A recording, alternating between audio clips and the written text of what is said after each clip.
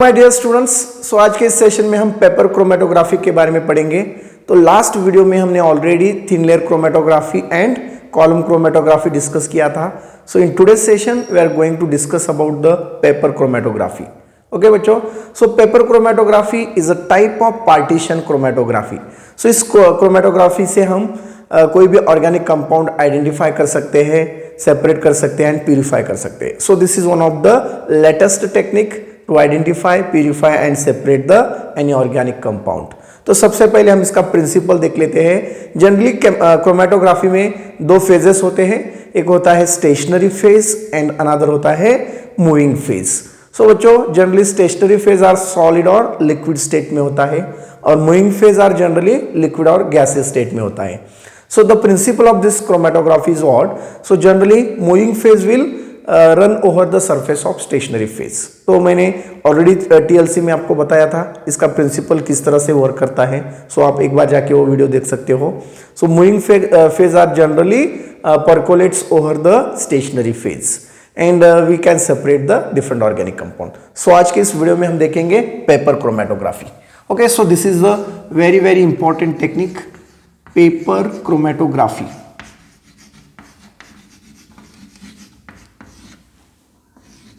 Paper chromatography so generally हमने discuss किया था क्रोमेटोग्राफी के दो टाइप्स होते हैं, एक होता है एड्सॉर्प्शन क्रोमेटोग्राफी एंड दूसरा होता है पार्टीशन क्रोमेटोग्राफी। सो बच्चों, एड्सॉर्प्शन क्रोमेटोग्राफी के दो टाइप्स ऑलरेडी हमने डिस्कस करे हैं। That is a thin layer chromatography यानी कि TLC and column chromatography. So second part है ये पार्टीशन क्रोमेटोग्राफी। पार्टीशन में एक ही टाइप्स आता है पेपर क्रोमेटोग्राफी। सो बहुत ही इजी कॉन्सेप्ट्स हैं। ओके, सो जनरली बहुत बार इसके ऊपर क्वेश्चंस आते हैं एग्जाम में। पेपर क्रोमेटोग्राफी, तो पेपर क्रोमेटोग्राफी में सबसे पहले हम एक क्रोमेटोग्राफी पेपर लेंगे। So this is a special type of chromatography paper which have the capacity to trap the water molecules. तो ऐसा एक हमने क्या किया, क्रोमेटोग्राफी पेपर लिया। So this is your chromatography paper, chromatography paper. Okay, so now after taking this chromatography paper we can draw the base line from bottom of this 2 centimeter above. हमने क्या किया, एक बेस लाइन ड्रॉ करके लिया। So we can draw one base line from the bottom of this chromatography paper. Okay students, so this chromatography paper, it act as a generally stationary phase. Okay, so it have the special type of the paper, it have the porous medium, it have to capacity to trap the water molecules. So उसके बाद बच्चों जो भी organic compound आपको दिया होगा, okay, identification के लिए, so take that organic mixture in one beaker. Okay, ये ऑर्गेनिक मिक्सचर हमने एक बीकर में ले लिया है अभी। ओके, तो अभी इसको क्या करना है हमें, सो एक पर्टिकुलर सॉल्वेंट में इसको डिसॉल्व करके लेना है। You add one particular solvent. Okay, simple technique है। So whatever mixtures you have to given for identification, जो भी मिक्सचर आपको आइडेंटिफिकेशन के लिए दिया होगा, सो उसको एक पर्टिकुलर सॉल्वेंट में डिसॉल्व करके लेना है। सो यहां तक समझ में आया आपको। So then what you do, take a dropper, एक ड्रॉपर लेके, सो इसमें के जो भी मिक्सचर हैं, ये सॉल्यूशन फॉर्म में बना है अभी। So add 2 to 3 drops of this solution at the centre of baseline. Baseline के ऊपर आपको क्या करना है, ये जो भी कंपोनेंट आपको आइडेंटिफिकेशन और सेपरेशन के लिए दिए हैं, सो उसका सॉल्यूशन आपको 2 to 3 ड्रॉप्स बेसलाइन के ऊपर पुट करना है। यहां तक समझ में आया। So then dry it 5 to 10 minutes, इसको आपको ड्राई करके लेना है and then take the glass jar. Okay, तो ये आपको पहले से रेडी करके रखना है। ग्लास जार लेना है आपको, सो विच कंटेनिंग द ऑर्गेनिक सॉल्वेंट। तो इसमें सॉल्वेंट रहेगा आपका।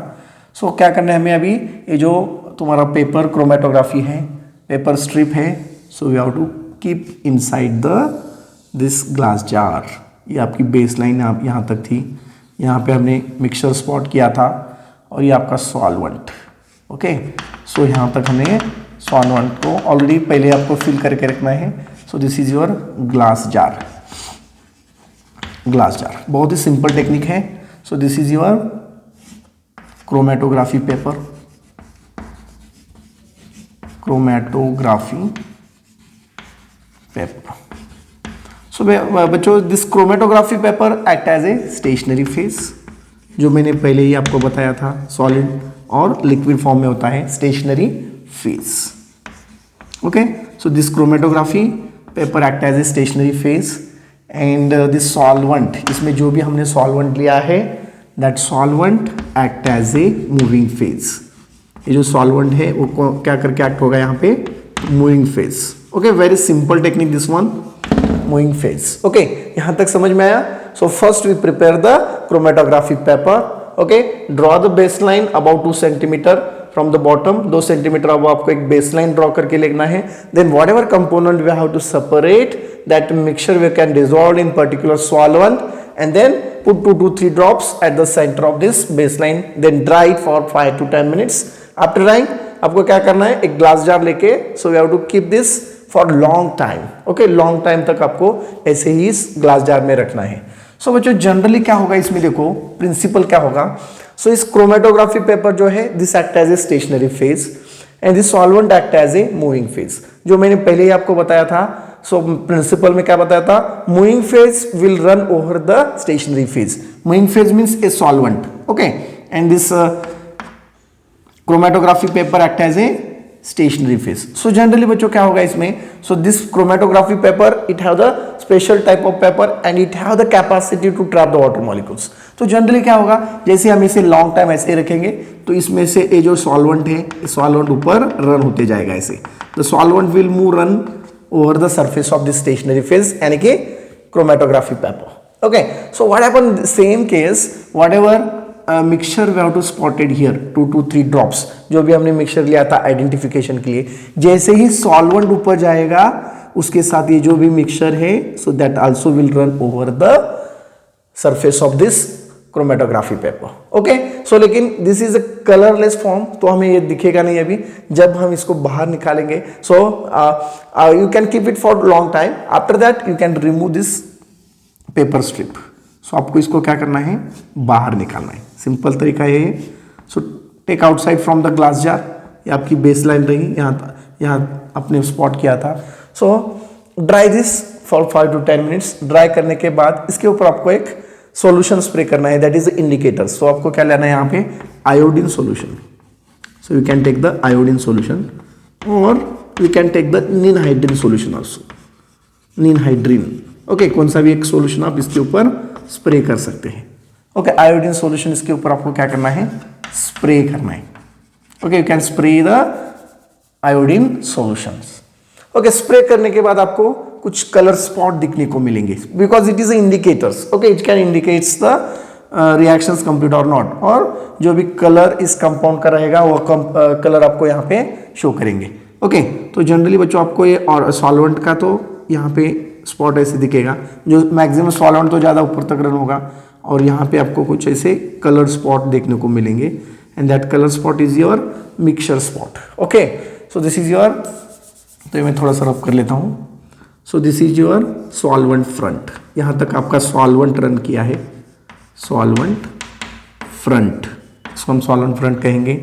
ये आपकी बेस लाइन रहेगी यहाँ से, this is your base line and this is your mixture spot, mixture spot. So अलग अलग कलर में रहेंगे, जो भी कंपाउंड्स अपने यहाँ पे लिया था, so that colour will be show yellow colour, orange colour, red colour, whatever it have.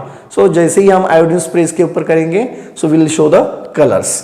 Okay, then what आपको क्या करना है, आरएफ वैल्यू कैलकुलेट करना है, retention factor, RF value. RF का मतलब क्या होता है, रिटेंशन फैक्टर्स। ओके, सो अभी ये रिटेंशन फैक्टर हम कैसे कैलकुलेट करेंगे, देखो बहुत सिंपल फॉर्मूला है। So the solvent move from base line, इस बेस लाइन से यहां तक का डिस्टेंस, यहां तक का डिस्टेंस। ओके, तो मैं थोड़ा सा यहां पे दिखा देता हूं इसको। From base line to this solvent you can see x. Okay, so the distance travel by the solvent from base lines. So आपको RF value means distance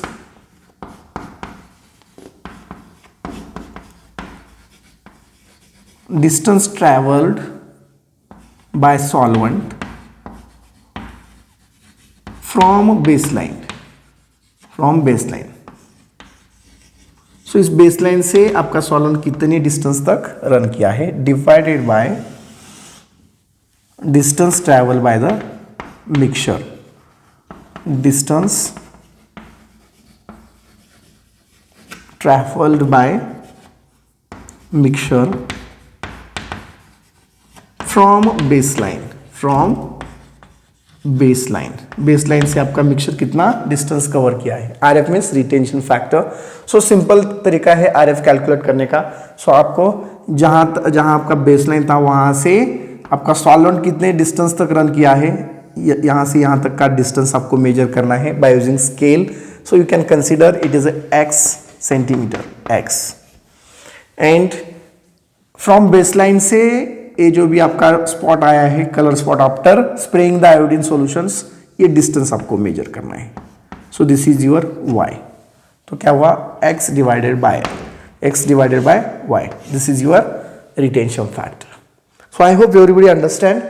paper chromatography बहुत ही आसान तरीका है, एक बार मैं जस्ट ओवरव्यू कर देता हूं आपको। सो पहले क्या करा हमने पेपर क्रोमेटोग्राफी में, first of all you have to take one chromatography paper, then draw the base line from bottom 2 centimeter above by using scale. Scale से आपको एक बॉटम लाइन ड्रॉ करके लेना है, बेस लाइन ड्रॉ करके लेना है। Then whatever mixture you have to given for separation. Okay, जो भी मिक्सचर आपको कंपोनेंट दिया होगा आइडेंटिफिकेशन के लिए, so that component you should dissolve in particular solvent. एक सॉल्वेंट में इसको डिसॉल्व करके लेना है, make it as a solution. Then by using dropper, okay, so this solutions we can put 2 to 3 drops, 2 से 3 ड्रॉप्स यहाँ पे आपके पुट करने हैं at the centre of the base line, and then dry it for 5 to 10 minutes. Dry करने के बाद आपको क्या करना है, सेम क्रोमेटोग्राफी पेपर एक ग्लास जार में आपको रखना है। Okay, so glass jar should contain the solvent, इसके अंदर सॉल्वेंट रहना चाहिए पहले ही। Okay, that solvent act as a moving phase. So जैसे हम इस क्रोमेटोग्राफी पेपर में को यहाँ पे रखेंगे, so it keep it for long time. So यहाँ पे प्रिंसिपल क्या होगा, so this solvent will run over the surface of this chromatography paper, because chromatography paper जो होता है, so it have the special type of paper which have the water trapping capacity. तो इसके ऊपर ये रन करेगा। ओके बच्चों, जैसे ही वाटर इसके ऊपर रन करेगा, ये जो हमने स्पॉट यहाँ पे मिक्सचर स्पॉट आइडेंटिफिकेशन के लिए 2 to 3 ड्रॉप डाले थे, so that will also run over the surface of this chromatography paper. Okay, so now chromatography paper act as a stationary phase and this solvent act as a moving phase. So generally moving phase will run over the surface of stationary phase. Very simple technique hai. Then after a long time you can remove this glass paper. Okay, chromatography paper आपको remove करना है glass slide से, then dry it for 5 to 10 minutes. Dry करने के बाद क्या करना है आपको, so we can spray the iodine solution or ninhydrine solutions. Iodine और ninhydrin, this one of the indicators. So इसके ऊपर आपको स्प्रे करके लेना है। जैसे आप स्प्रे करेंगे आपको स्पॉट दिखने लगेंगे। Okay, coloured spot will seen. Okay, so then we can calculate the RF value. RF का मतलब होता है retention factor. So retention factor का फॉर्मूला क्या है आपका, distance travel by the solvent from baseline. इस बेसलाइन से कितना डिस्टेंस आपके सॉल्वेंट ने यहां तक कवर किया है। Okay, how much distance it will be covered, that will be measured by using scale. यहां से आपको स्केल लगा के डिस्टेंस कवर मेजर करना है, and divided by distance travel by the mixture from baseline. ये जो मिक्सचर स्पॉट आपको मिला है, कलर्ड स्पॉट, उसका डिस्टेंस कितना मिला है, यहां से यहां तक का डिस्टेंस आपको मेजर करना है। So this is very very easy technique. Okay बच्चों, so I hope everybody understand paper chromatography. So आपको अगर वीडियो अच्छा लगा तो please share to your all friends, so उनको भी हेल्प होगा। Okay, so take a screenshot. अगले वीडियो में हम देखेंगे another purification method. Take a screenshot.